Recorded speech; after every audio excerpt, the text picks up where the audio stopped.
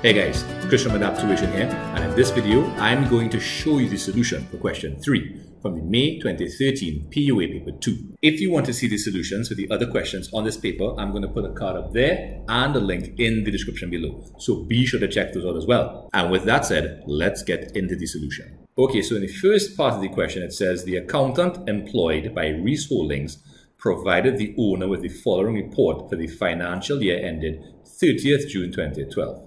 Okay, so what does this report say? It says Reese Holdings showed a current ratio of 4-to-1 on its current assets of $60,000. This is a very positive sign because for the year ended 30th June 2011, the ratio was 2-to-1 on current liabilities of $12,000. So first of all, before we get into the requirements, if you haven't yet checked out my ratios video, specifically the liquidity ratios video, I'm going to put a card up there and a link in the description below. So if you're not too comfortable with the liquidity ratios, check that video out, then come back here and you could watch the rest of this video. If you know your liquidity ratios, let's check out what they want us to do. So it says, using the formula for the current ratio, calculate for Reese Holdings the current assets as at 30th June 2011 and the current liabilities as at 30th June 2012. Alright, so it says here, Reese Holdings showed a current ratio of 4-to-1 on its current assets. That's the current year end, so that's the 2012 one. So what do they want us to do for 2011? Find current assets. So it says that the ratio was 2-to-1 on current liabilities of $12,000. Now if you know your current ratio, the current ratio is current assets divided by current liabilities. So if current assets divided by current liabilities is 2, right, and the liabilities figure is 12,000, all we have to do to find current assets is multiply the current liabilities by 2. And as you can see here, if we do the multiplication, we get an answer of 24,000, right? Now for the next part where they want us to calculate the current liabilities as at 30th June 2012, we have to go to the first sentence here, and it says the current ratio is 4-to-1 on current assets of 60,000. So we're dividing 60,000 by something and getting 4. So how do we figure that out? Well, we simply reverse the division. Well, not reverse per se, but we take 60,000 and divide by 4 and we'll get 15,000 for the current liabilities. And you could always cross-check that. If you take 60,000 and divide by 15, you'll get back 4-to-1. Okay, so that's the first part of the question. Let's take a look at the next part. Okay, so it says that the owner of Reese Holdings requested additional information on the performance of the business.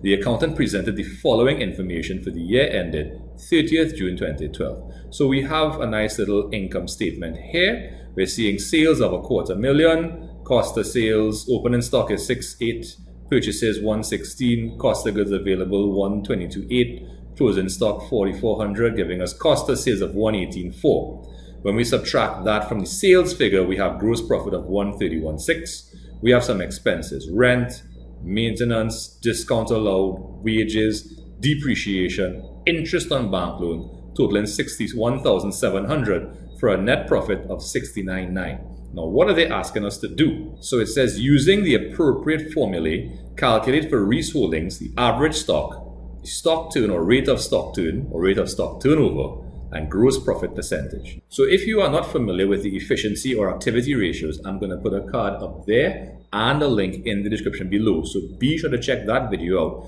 if you want to know more about average stock and rate of stock turn. For the gross profit percentage, that's a profitability ratio. I'll put a link in the description there as well. Okay, let's go back up to the income statement and we'll calculate these ratios. Okay, so the first thing they want us to find is the average stock. Now, average stock is simply opening stock plus closing stock divided by 2. So we're going to add 6,800 to 4,400 and divide by 2. Let's take a look at that. So 6,800 plus 4,400 is 11,002. Dividing by 2 gives us 5,006. Okay. The next thing they want us to calculate is the rate of stock turn.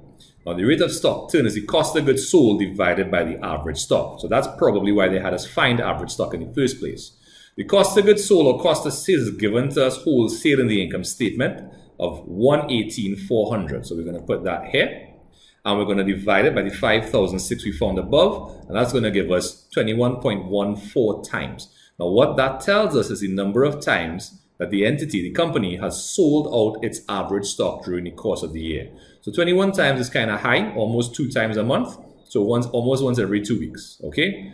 And the last thing they want us to find here is the gross margin. So gross margin is a relatively simple and very popular ratio. It's simply the gross profit divided by the sales, expressed as a percentage. So your gross profit was 131,600. Your sales was 250,000. So if we put them across here, 131,600, 250, expressed as a percentage, gives us approximately 52.64%.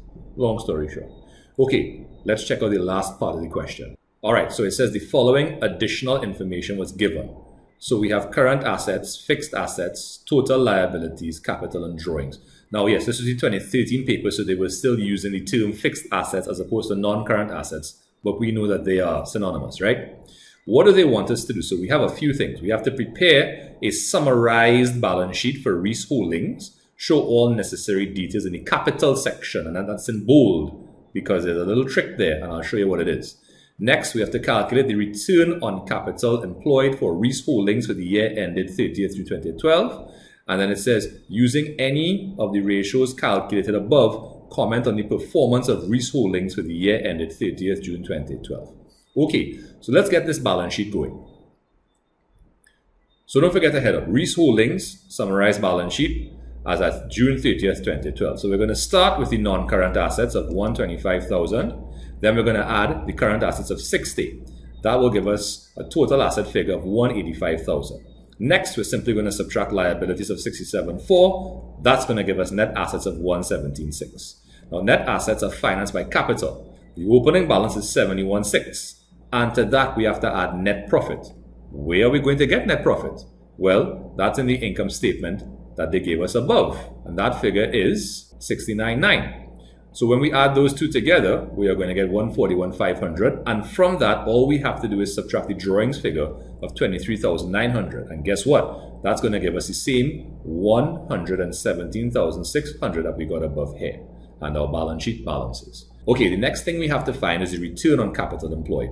Now, I did this two ways because there are a couple of ways you could do it.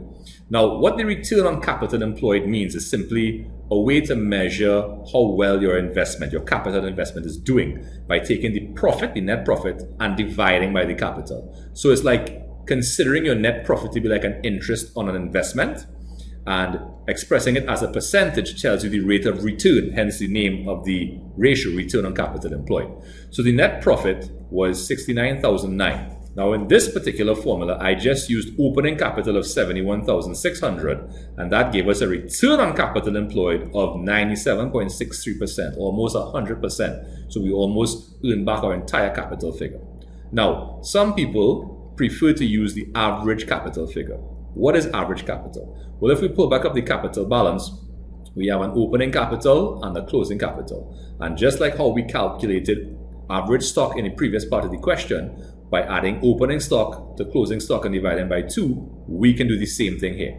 And when we do that, what's going to happen is we're going to get an average capital of 94,600, and our return on capital employed is 73.89% approximately. Okay, so there was a part C that asked us to comment on the performance of Reese Holdings using any of the ratios calculated. Now, when I was explaining the ratios, I sort of did that commentary, so I'm not going to do an extra part here to answer part C separately. Hope that's okay with you.